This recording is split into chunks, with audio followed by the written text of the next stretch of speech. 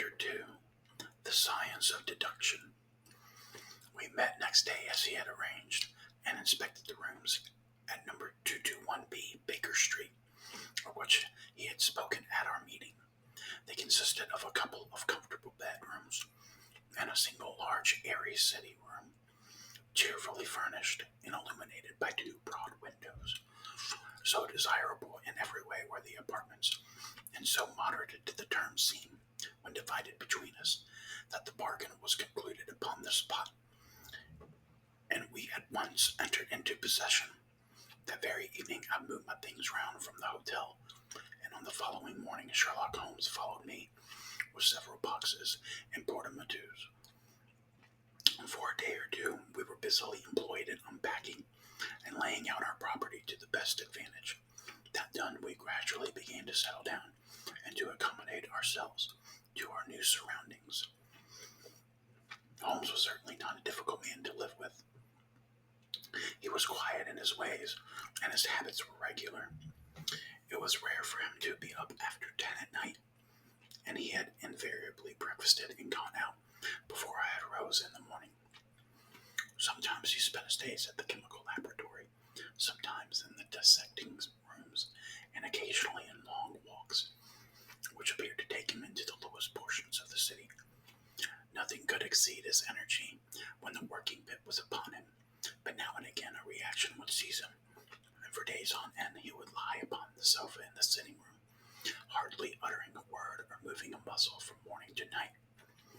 On these occasions I have noticed such a dreamy, vacant expression in his eyes that I might have suspected him of being addicted to the use of some narcotic, had not the temperance and cleanliness of his whole life forbidden such a notion. As the weeks went by, my interest in him and my curiosity as to his aims in life gradually deepened and increased. His very person and appearance were such to strike the attention of the most casual observer.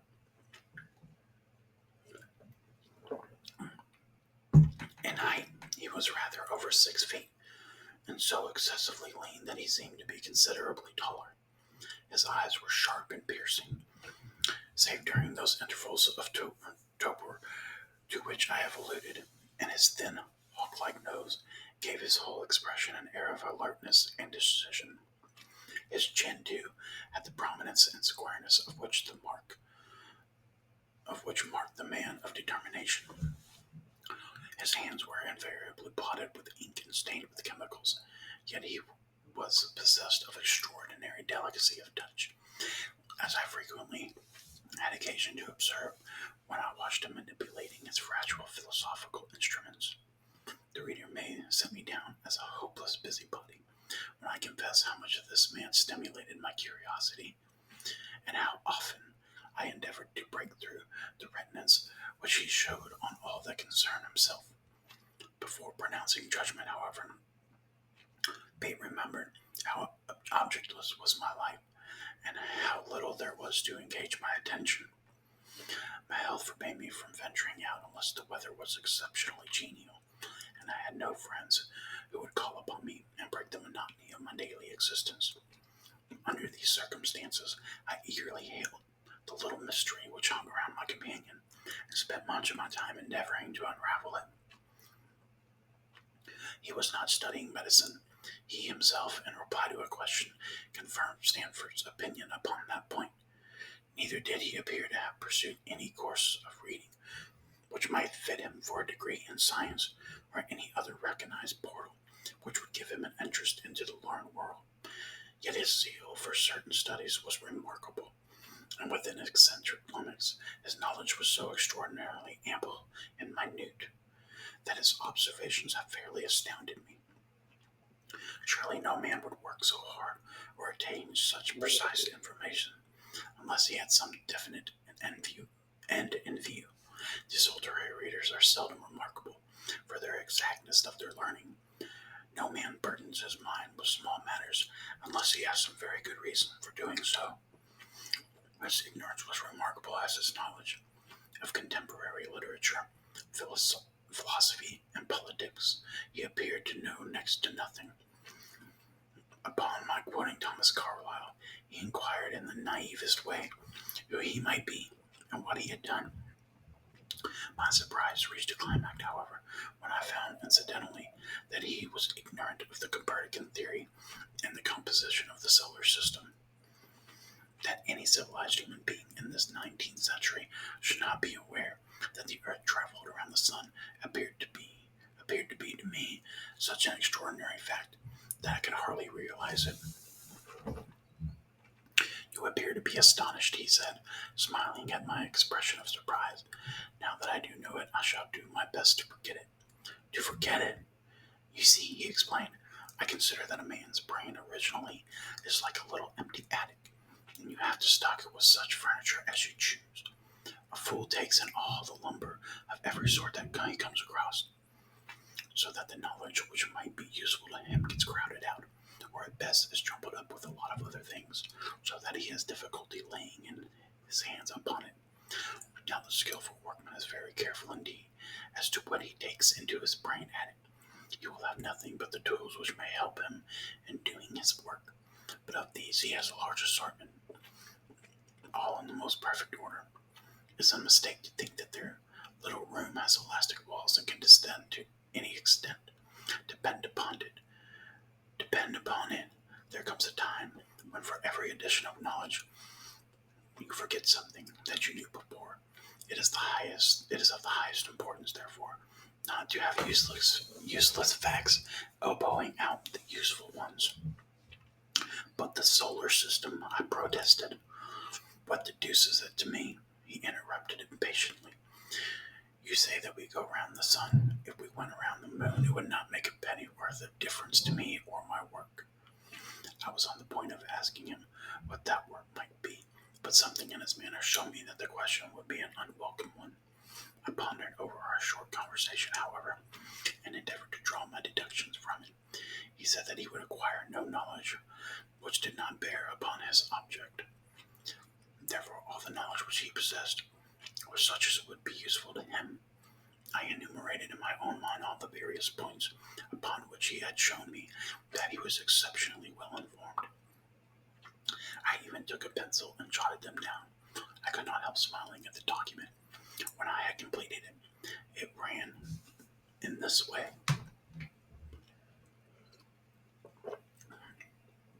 Sherlock Holmes, his limits. Number 1, knowledge of literature, nil. Number 2, philosophy, nil. Number 3, astronomy, nil. Number 4, politics, feeble.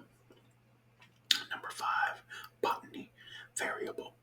While up in belladonna, opium, and poisons generally, knows nothing of practical gardening. Geology, practical but limited. Tells at a glance different soils from each other. After a while, she has shown me splashes upon his trousers and told me that by their color and consistence and what part of London he had received them. Number 7, chemistry, profound. Number 8, anatomy, accurate but unsystematic. Number 9, sensational literature, immense. He appears to know every detail of every horror perpetrated in the century. Number 10, plays the violin well. Number 11, is an expert single-stick player, boxer, and swordsman. Number 12, he has a good practical knowledge of British law. When I have got so far in my list that I threw it into the fire in despair. If only I can find what the fellow is driving at. But reconciling all these accomplishments and discovering a calling which needs them all, I said to myself, I may as well give up the attempt at once. I see that I have alluded above to his powers upon the violin. These were very remarkable, but as eccentric as all his other accomplishments. That he could play pieces, and difficult pieces, I knew well, because at my request he played me some Mendelssohn's Lieder and other favorites. When left to himself, however, he would seldom produce any music or attempt at any recognized air. Leaning back in his armchair of an evening, he would close his eyes and scrape carelessly at the fiddle, which was thrown across his knee. Sometimes the chords were sonorous and melancholy. Occasionally they were fantastic and cheerful. Clearly, they reflected the thoughts which possessed him, but whether the music aided in those thoughts, or whether the playing was simply the result of a whim or fancy, was more than I could determine. I might have rebelled against these exasperating solos, had it not been that he usually terminated them by playing in a quick succession a whole series of my favorite airs, as a slight compensation for the trial upon my patience. During the first week or so, we had no callers, and I had begun to think that my companion was as friendless a man as I was myself. Presently, however, I found that he had many acquaintances, and those in the most different classes of society. There was one little sallow, rat-faced, dark-eyed fellow who was introduced to me as Mr. Lestrade, and who came 3 or 4 times in a single week. One morning a young girl called, fashionably dressed, and stayed for a half hour or more. The same afternoon brought a gray-headed, seedy visitor, looking like a Jew peddler, who appeared to me to be much excited, and who was closely followed by a slipshod elderly woman. On another occasion, an old white-haired gentleman had an interview with my companion, and on another railway porter had his velveteen uniform. When any of these nondescript individuals put in an appearance, Sherlock Holmes used to beg for the use of my sitting room, and I would retire to my bedroom. He always apologized to me for putting me out to this inconvenience. I have to use this room as a place of business, he said, and these people are my clients. Again, I had an opportunity of asking a point-blank question, and again my delicacy prevented me from forcing another man to confide in me. I imagined at the time that he had some strong reason for not alluding to it, but he soon dispelled the idea by coming round to the subject of his own accord. It was upon the 4th of March, as I have good reason to remember, that I rose somewhat earlier than usual, and found that Sherlock Holmes had not yet finished his breakfast. The landlady had become so accustomed to my late habits that my place had not been laid, nor my coffee prepared. With the unreasonable petulance of mankind, I rang the bell, and gave a curt intimation that I was ready. And then I picked up a magazine from the table, and attempted to while away the time with it, while my companion munched silently at his toast. One of the articles had a pencil mark at the heading, and I naturally began to run my eye through it. Its somewhat ambitious title was The Book of Life, and it attempted to show how much an observant man might learn by accurate and systematic examination of all that came in his way. It struck me as being a remarkable mixture of shrewdness and of absurdity. The reasoning was close and intense, but the deductions appeared to me to be far-fetched and exaggerated. The writer claimed by a momentary expression, a twitch of a muscle, or a glance of an eye, to fathom a man's inmost thoughts. Deceit, according to him, was an impossibility in the case of one trained to observation and analysis.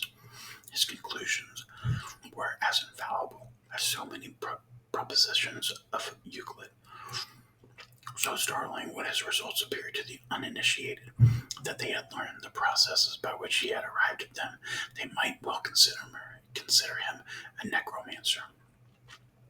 From a drop of water, said the writer, a logician could infer the possibility of an Atlantic or Niagara without having seen or heard of one or the other. So all life is a great chain, the nature of which is known whenever we are shown a single link of it.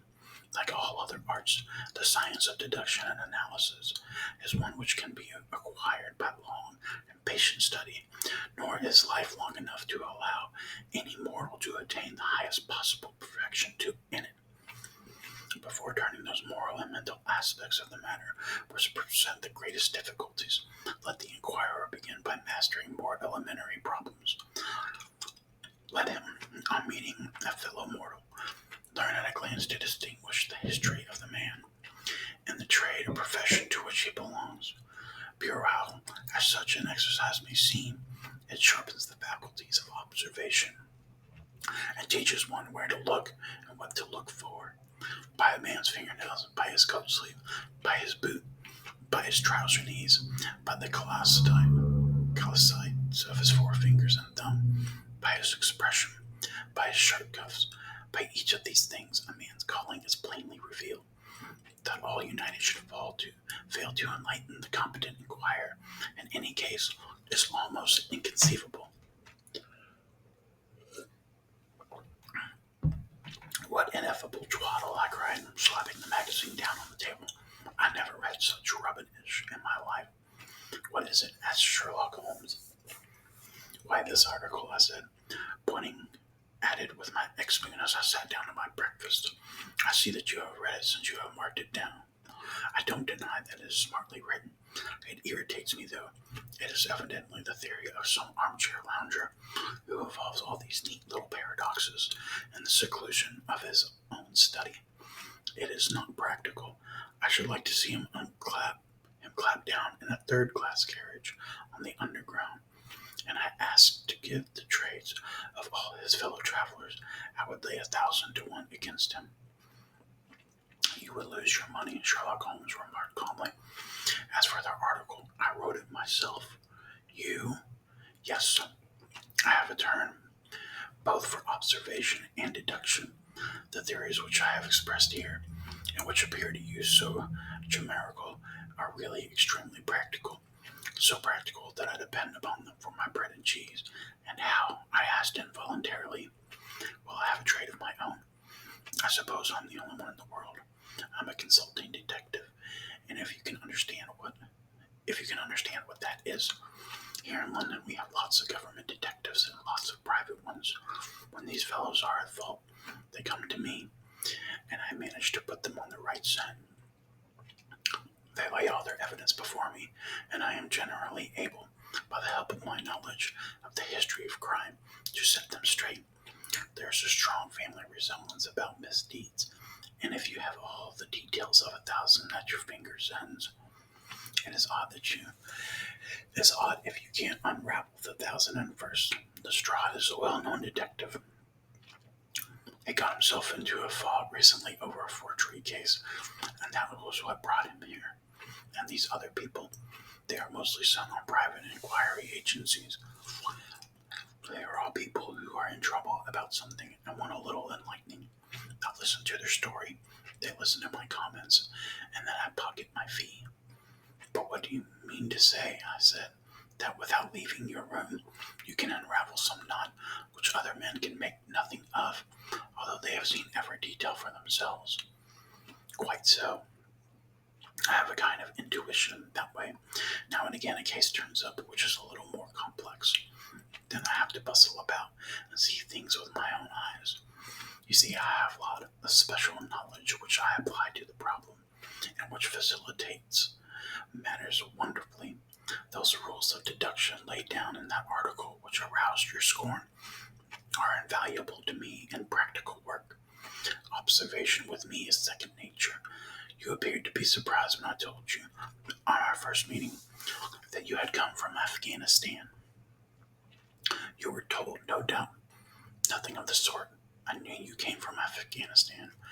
From long habit, the train of thought ran so swiftly through my mind that I arrived at the conclusion without being conscious of intermediate steps. There were such steps, however. The train of reasoning ran. Here's a gentleman of a medical type, but with the air of a military man. Clearly an army doctor, then. He has just come from the tropics, for his face is dark, and that is not the natural tint of his skin, for his wrists are fair. He has undergone hardship and sickness. As his haggard face says clearly, his left arm has been injured. He holds it in a stiff and unnatural manner. Where in the tropics could an English army doctor have seen so much hardship and gotten his arm wounded? Clearly in Afghanistan. The whole train of thought did not occupy a second. I then remarked that you came from Afghanistan, and you were astonished. It is simple enough as you explain it, I said, smiling. You remind me of Edgar Allan Poe's Dupin. I had no idea that such individuals did exist outside of stories. Sherlock Holmes rose and lit his pipe. No doubt you think that you are complimenting me and comparing me to Dupin, he observed.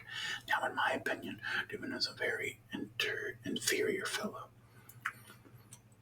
That trick of breaking in on his friend's thoughts with an apropos remark after a quarter of an hour's silence is really very showy and superficial. He has some analytical genius, no doubt, but he was by no means a phenomenon as Poe appeared to imagine. Have you read Perrault's works? I asked. Does Lescott come up to your idea of a detective? Sherlock Holmes sniffed sardonically. Lecoq was a miserable bungler. In an angry voice, he only had one thing to recommend him, and that was his energy.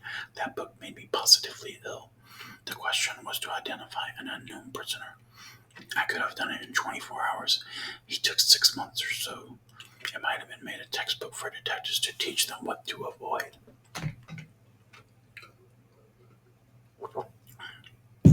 I felt rather indignant at having two characters whom I had admired treated in this cavalier style. I walked over to the window and stood looking out into the busy street. This fellow may be very clever, I said to myself, but he is certainly very conceited. There are no crimes and no criminals these days, he said, querulously. What is the use of having brains in our profession? I know well that I have an enemy to make my name famous. No man lives or has ever lived who has brought the same amount of study and of natural talent to the detection of crime, which I have done. And what is the result? There is no crime to detect, or at most, some bungling villainy with a motive so transparent that even the Scotland Yard official can see through it. I was still annoyed at his bumptious style of conversation. I thought it best to change topic. I wonder what that fellow was looking for, I asked, pointing to a stalwart, plainly dressed individual who was walking slowly down the other side of the street, looking anxiously at the numbers. He had a very large blue envelope in his hand. It was evidently the bearer of a message. You mean the retired sergeant of Marines, said Sherlock Holmes. Brag and bounce, thought I to myself. He knows that I cannot verify his guess. The thought had hardly passed through my mind when the man we were watching caught sight of the number on our door and rapidly ran across the roadway. We heard a loud knock, a deep voice below, and heavy steps ascending the stairs. For Mr. Sherlock Holmes, he said, stepping into the room and handing my friend the letter. Here was an opportunity of taking the conceit out of him. He little thought of this when he made that random shot. May I ask, my lad, I said, in the blandest voice, what trade you may be? Commissionaire, sir, he said gruffly, uniform away for repairs. And you were, I asked with a slightly malicious glance at my companion. A sergeant, sir, Royal Marine Light Infantry, sir. No answer. Right, sir. He clicked his heels together and raised his hand in a salute and was gone.